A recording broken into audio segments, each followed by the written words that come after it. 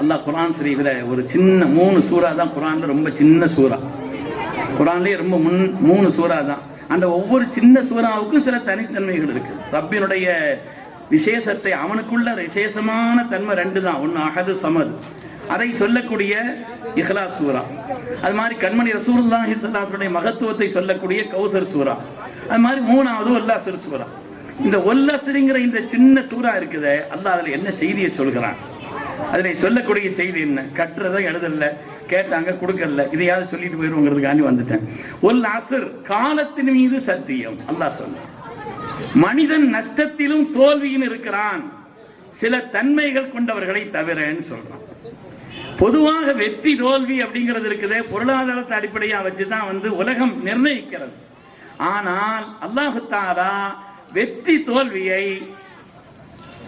நேரத்தை அடிப்படையாக வைத்து சொன்னான், காலத்தை அடிப்படையாக. இதுதான் அசல் கேபிட்டல். மனிதனுடைய அசல் கேபிட்டல் என்பது காலம் தான். காலத்தை பயன்படுத்துபவர்கள் பாக்கியவான்கள், காலத்தை வீணாக்கியவர்கள் நஷ்டவான்கள் என்று அல்லாஹ் தஆலா சுருக்கமாக காலத்தின் மீது சொன்னான். அந்த ஒல் அஸ்ரிங்கிறதுக்கே 4 அர்த்தம் இருக்குது. ஒல் அஸ்ரிங்கிற அந்த வார்த்தைக்கு 4 அர்த்தம் இருக்குது. முதலாவது என்னன்னு சொன்னா ஒல் அஸ்ர், அசர் நேரத்தின் மீது சத்தியம்னு அர்த்தம். இரண்டாவது ஒல் அஸ்ர் அப்படின்னு சொன்னா கண்மணி ரசூலுல்லாஹி ஸல்லல்லாஹு அலைஹி வஸல்லம் அவர்கள் வாழ்ந்த காலம், அதுதான் கைருல் குரூன், காலங்களில் சிறந்த அந்த காலம். மூன்றாவது பொதுவாக காலம் அப்படிங்கிறது அர்த்தம் வைக்கலாம். 4வது கடந்த காலம். அல்லாஹ் ஒரு செய்தியை சொல்ல போகிறான். அந்த செய்தி உண்மையா இல்லையா என்பதை, உலக சரித்திரத்தை, கடந்த காலத்தை நீங்கள் பாருங்கள், அந்த செய்தி உண்மை என்று தெரியும். அல்லாஹ் தஆலா அதை சொல்வதற்காக வல் அஸ்ர்ன்னு சொல்லி இந்த 4 விளக்கத்தை, இதுக்கு பொதுவா காலம்ங்கிறது ஒண்ணு, அசர் நேரம்ங்கிறது ஒண்ணு, கண்மணி நாயகம் ஸல்லல்லாஹு அலைஹி வஸல்லம் வாழ்ந்த காலம் என்று, கடந்த காலம் என்று, இந்த 4 அர்த்தத்தை வல் அஸ்ருக்கு சொல்லி மனிதன் நஷ்டத்தில் இருக்கிறான். இப்ப நஷ்டம் அல்லது தோல்வி வெற்றி அப்படிங்கறத எதை அடிப்படையா வச்சு நம்ம நிர்ணயிக்கிறோம்? சில பேர்த்த வாழ்க்கையில வெற்றி பெறணும் என்னங்க வேணும்னு சொன்னா சில பேர் சொல்லுவாங்க நல்ல உடல் பலம், உடல் நலம். சுவர் இருந்தாதாங்க சித்திரம், அதனால உடல் நலமும் பலமும் வேண்டும்னு சில பேர் சொல்லுவாங்க. இன்னும் சில பேர்த்த கேட்டா உடல் பலம் மட்டும் இருந்து எதுக்கு, விவரம் வேணுங்க, அறிவு வேணும், திருச்சன்யமான அறிவு, அதுதான் உலகத்தின் வெற்றிக்கு அடிப்படை அப்படின்னு சில பேர் சொல்லுவாங்க. இன்னும் சில பேர்த்த கேட்டா அது மட்டும் இருந்தா பத்தாது, அதிகாரம் வேணும், அப்படின்னா காரியத்தை செய்ய முடியும், நம்ம நினைச்ச காரியத்தை செயல்படுத்துறதுக்கு அதிகாரம் வேணும் அப்படின்னு சில பேர் வெற்றிக்கான அடிப்படையா அதிகாரத்தை சொல்வார்கள். பல பேர் சொல்லுவாங்க பணம் இருந்தா போதாது, எல்லா வெற்றியும் செய்ய வந்துடும் அப்படின்னு சில பேர் சொல்லுவாங்க. உலகத்துல வெற்றிக்காக நாம இப்படி சில காரியங்களை வச்சிருக்கிறோம். அல்லாஹ் சொல்றான் வல் அஸ்ர் இன்னல் இன்சான லஃபீ குஸ்ர், மனிதர்களே எதிலெல்லாம் வெற்றி இருக்கிறது என்று நீங்கள் கருதி கொண்டிருக்கிறீர்களோ அதுல இல்ல. வெற்றிங்கிறது தீனில், மார்க்கத்தில், அல்லாஹ்வை அஞ்சு வாழ்வதில், மார்க்கத்தை கடைபிடித்து வாழ்வதில் என்பதற்காக 4 தன்மைகள் அல்லாஹ் தஆலா சொல்லி காமிக்கிறான். எங்க உடல் பலத்திலும் நலத்திலும் வெற்றி இல்லையான்னு கேட்டா குர்ஆன் உடல் பலத்தை சொல்கிறது, ஆரோக்கியத்தை பேணும்படி சொல்கிறது. ஆனால் வாழ்க்கையில வெற்றி என்பது உடல் பலத்தை நலத்தை கொண்டு மாத்திரம் என்று இருக்குமானால் அல்லாஹ் குர்ஆனிலே ஒரு வரலாறு சொல்கிறான். அலம் தர கைஃப ஃபஅல ரப்புக பிஆத் இரமதாத்தில் இமாதில்லதி லம் யுக்லக் மிஸ்லுஹா ஃபில் பிலாத். ஆதுன்னு ஒரு கூட்டம் வாழ்ந்துச்சு, வலிமையானவர்கள். அல்லதி லம் யுக்லக் மிஸ்லுஹா ஃபில், உலகத்தில் அவங்கள போல வலிமையானவங்க படைக்கப்படல. குர்ஆன் பல இடங்கள்ல சொல்லுது ஃபஸ்தக்பரு ஃபில் அர்த் வகாலு மன் அஷத்து மின்னா குவ்வா. அவ்வளவு வலிமை, அவ்வளவு வலிமை. வெற்றி பெற்றார்களா? இது குர்ஆனுடைய வரலாறு. விரித்து சொன்னா நல்லா இருக்கும், ஆனால் தோற்று போய்விட்டார்கள். சுழந்தடிக்கும் காற்று அந்த சமூகத்தின் மீது எவ்வளவு மொத்தமா அழிஞ்சாங்கன்னு வருது. அதனால உடல் நலத்தை பலத்தை குறை சொல்லவில்லை, அதை ஊக்குவிக்கக்கூடிய ஆயத்துகள் நிறைய இருக்குது. வெறும் அதை கொண்டு மாத்திரம் வெற்றி என்றால் இல்லை என்று அல்லாஹ் சொல்கிறான். அதற்கு உதாரணம் ஆது கூட்டம். சரி, அது இல்லைன்னு சொன்னா ஆட்சி அதிகாரத்தை கொண்டு வெற்ற முடியாதான்னு கேட்டா அல்லாஹ் அதுக்கு ஒரு ஆயத்து சொல்றான்.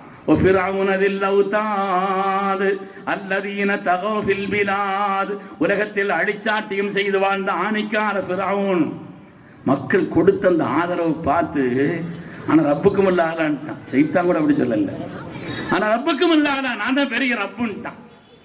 ஆனால் நினைத்ததா வெற்றி பெற்றானா ஃபிரௌன். குர்ஆன் விரிவாக பல இடங்களில் சொல்கிறது, குர்ஆன் விரிவாக பல இடங்களில் சொல்கிறது. சைத்தான் இப்லீஸ் ஒரு தடவை சந்திச்சுக்கிட்டாங்க.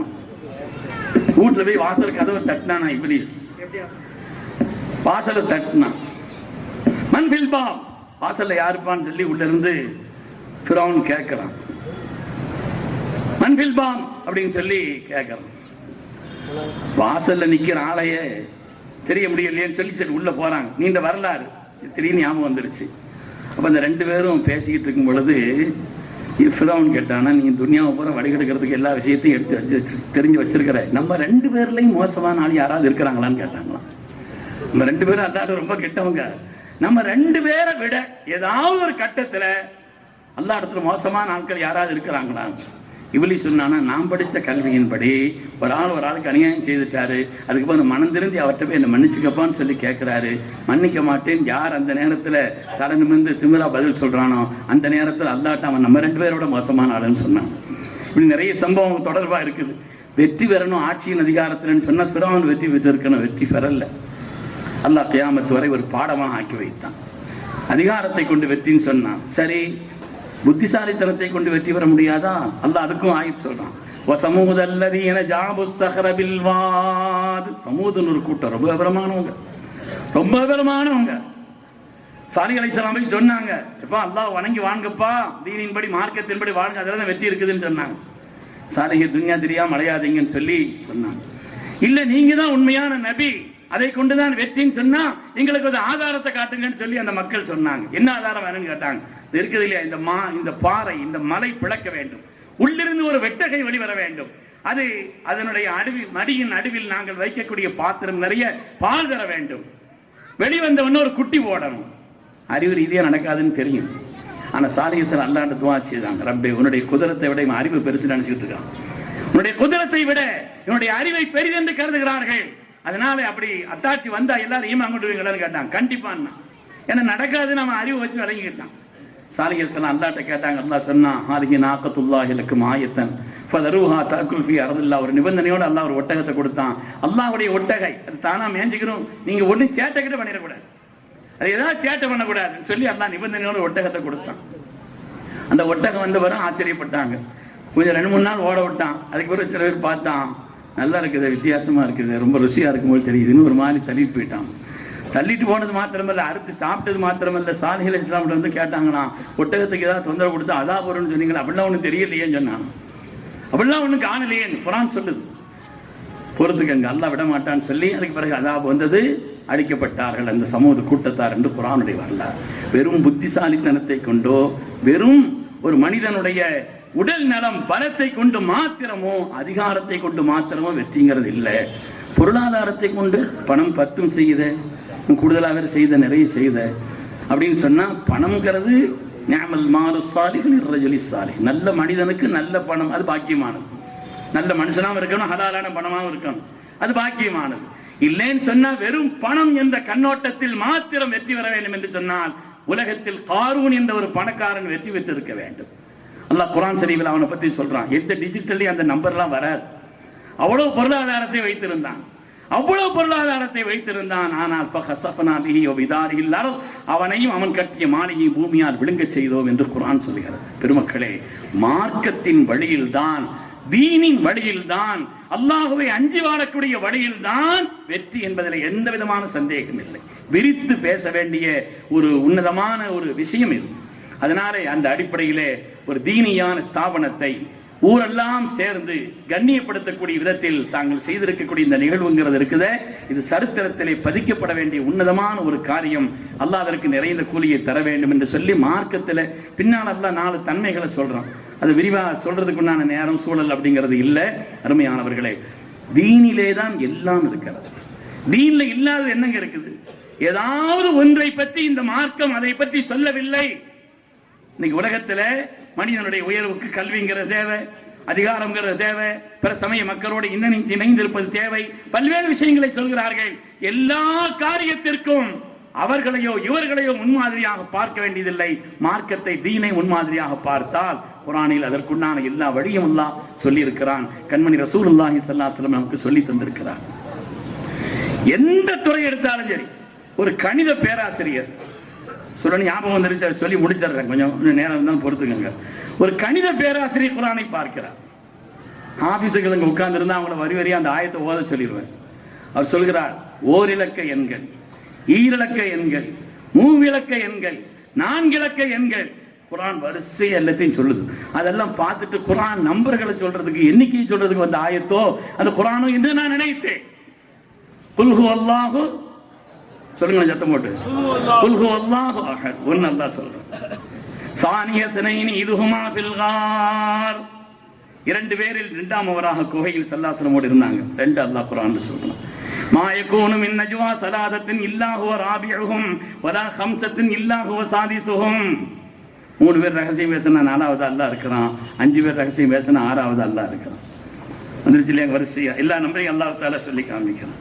அதே போல சக்கரஹா அலைஹிம் சபஅ லயாலி வ ஸமானியத அய்யாம் அடிந்த அந்த கூட்டத்தை பற்றி சொல்லும் பொழுது 7 இரவுகள் 8 பகல் அவங்களுக்குள்ள நிலையை எல்லாம் சொல்லி காமிக்கிறான். அதே போல ஒரு இடத்துல வஸ்தாது திஸ்ஆ 9 பத்தி அல்லாஹ் சொல்றான். 9 பத்தி அல்லாஹ் சொல்கிறான். ஹாஃபிஸ் பட்டு வாங்குற பிள்ளைங்க நான் வச்சுட்டு அந்த ஆயத்தெல்லாம் நீங்க ஓதுங்கன்னு சொல்லி சொல்லி சொல்லி அப்படி சொல்ல நினைச்சேன். வஸ்தாது திஸ்ஆ 9 பத்தி அல்லாஹ் சொல்கிறான்.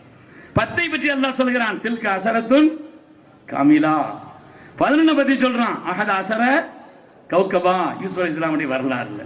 அதே மாதிரி வகத்தனா முதனத்தை அஸரத் அஸ்பாத்தன் உமமா 12 பத்தி அல்லாஹ் மூசா அலைஹிஸ்ஸலாமுடைய சமூகத்தை சொல்கிறான். பொதுவாக எண்ணிக்கையில இந்த 12 வரை முக்கியமானது. அதை பற்றியும் சொல்கிறது. 20, 30, 40 ஈயக்கும் மின்கும் 20 சாபிரூன யகலிபு மியத்தைன் வஹம்லுஹு வஃபிசாலுஹு 30 ஷஹரா வவாஅதனா மூசா 40 லைலத்தன் வரிசையா 10, 20, 30, 40, 50, 60, 70, 80, 90, 100 ஃபஅமாத்தஹுல்லாஹு மியத ஆமின் சும்ம பஅஸா 100ஐ பற்றி அல்லாஹ் சொல்கிறான்.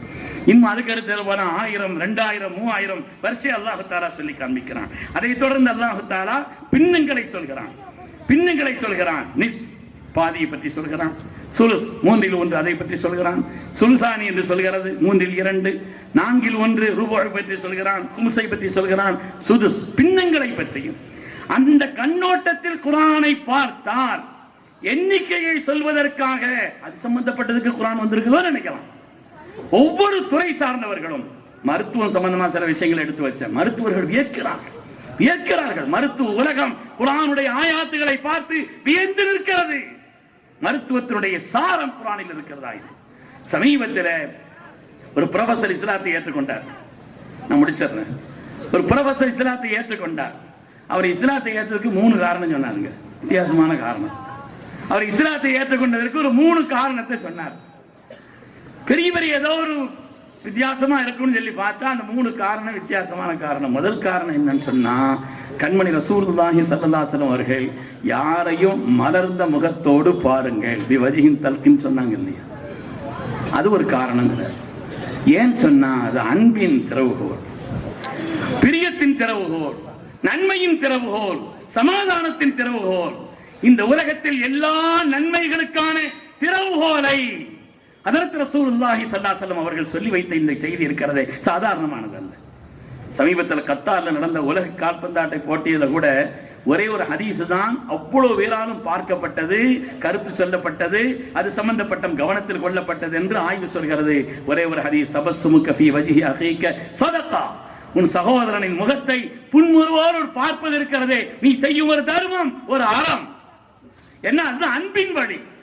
உலகத்திற்கு அன்பை, சமாதானத்தை, பிரியத்தை, நல்ல காரியத்தினுடைய துவக்கத்தை. ஒரு ஆள் சும்மா 2 பேரும் சும்மா இருக்கிறோம், ஒரு புன்முறுவல் செய்தார். நீங்க பேச்ச ஆரம்பிச்சு 10 நாளைக்கு முன்னால திருநெல்வேலியில இருந்து ஒரு ட்ரெயின்ல ஏறினேன். என் பக்கத்துல ஒரு ஆள் உட்கார்ந்து 2 பேர் தான் நாங்க அந்த சீட்ல ட்ரெயின்ல உட்கார்ந்து இருக்கணும். அவரு ஒரு மாதிரியாத்தான் பார்த்தாரு. நான் போனோன்னு ஒரு புன்முறுவல் செய்த உடனே 1 மணி நேரம் என்ன உடல்ல அவர். அதுக்கு பிறகு வச்சு வாங்கிட்டார். அருமையானவர்கள், இந்த புன்முறுவல்ங்கிறதுக்கு எல்லா நன்மைகளுக்கும் அது திறவுகோல். அந்த ப்ரொஃபசர் 3 காரியத்தை சொன்னாருங்க. 1 புன்முறுவலை சொன்னார். 2வது சொன்னாரு, நபிகள் நாயகம் ஸல்லல்லாஹு அலைஹி வஸல்லம் அவர்கள் மனைவியினுடைய வாயில உணவை ஊட்டி விடுவதுன்னு சொல்லியிருக்கிறாங்களே, இதுவும் நான் இஸ்லாத்தை ஏற்றதுக்கு காரணங்கிற. என்னங்க இது என்ன காரணம் அப்படின்னு சொன்னா, பொதுவாக ஆண்கள் பெண்கள், ஆண்கள் கண்ணியத்தை விரும்புவாங்க, ரெஸ்பெக்ட், என்ன மரியாதை செய்தாரா, கண்ணியமா நடந்தா, இதுதான் பார்ப்பாங்க. அவங்களுக்கு அன்புங்கிறது அடுத்துதான். பெண்களை பொறுத்தவரையில மரியாதை பார்க்க மாட்டாங்க. என்ன கண்ணியமா நடந்தது, என்ன அன்பா வச்சிருந்தாங்க, பிரியமா இருந்தாங்க, அதான் பெண்கள் பார்ப்பாங்க. பெண்கள் பிரியத்தை பார்ப்பார்கள், ஆண்கள் கண்ணியத்தை எதிர்பார்ப்பார்கள். நபிகள் நாயகம் ஸல்லல்லாஹு அலைஹி வஸல்லம் அவர்கள் எதை அந்த பெண்களுடைய சுபாவமாக இயல்பாக இருக்கிறதோ அதை அவர்கள் பார்த்திருக்கிறார்கள். அதனாலே அன்பை ஊட்டும்படி சொன்னார்கள். நிறைய பேர் கல்யாணம் முடிச்ச புதுசுல அனுபவம் இருந்திருக்கு. இப்ப ரொம்ப கம்மியா போயிட்டு அதெல்லாம். அதனால அந்த அன்பை ஊட்டும்படி அல்லாஹ்வுடைய ரசூல் சொன்ன அந்த செய்தி இருக்கிறதே, உலகத்திற்கு எவ்வளவு பெரிய ஒரு தத்துவத்தை ஒரு சின்ன செயலின்படியாக சொல்லி காண்பித்தார்கள். மூணாவது அவர் சொன்னாரு, நாங்கள் பசி வந்தாலும் சாப்பிடுவோம், சாப்பிட்டாலும் அளவோட சாப்பிடுவோம். மருத்துவத்தினுடைய அடிப்படையை அல்லாஹ்வுடைய ரசூல் சொல்லி இருக்கிறார். இந்த 3 காரணத்தை இஸ்லாத்தை ஏற்றதுக்கு அவர் சொல்கிறார். அருமையான பெருமக்களே, எதை சொல்லணும் எதை விடணும்னு தெரியல, அதனால தெரிஞ்சதை சிலது கிடுன்னு கொட்டி விட்டுட்டேன். அதனால அல்லாஹ் சுப்ஹானஹு வ தஆலா இந்த கூட்டத்தை கபூல் செய்தருள்வானாக. இன்ஷா அல்லாஹ் சிறப்பாக ஊரெல்லாம் சேர்ந்து இந்த மதரசாவை மென்மேலும் அது வளர்ச்சி அடைந்து அல்லாஹ்வுடைய நாட்டத்தை கொண்டு இன்னும் பல்வேறு தனித்தன்மைகளோடு அது சிறப்பாக செயல்படுவதற்கு ஆற்றல் மிக்க உஸ்தாத்மார்கள் அங்கே இருக்கிறார்கள். அவர்களுக்கு உறுதுணையாக ஊரினுடைய பெருமக்களும் இருக்கிறீர்கள். அல்லாஹ் சுப்ஹானஹு வ தஆலா இதனுடைய எதிர்காலத்தை இன்னும் பிரகாசமானதாக ஆக்கி அருள்வானாக.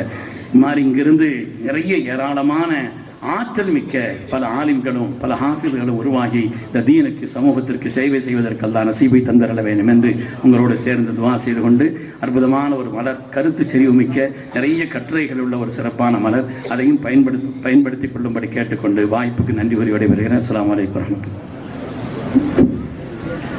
ஹஸரத் அவர்களுக்கு நன்றி.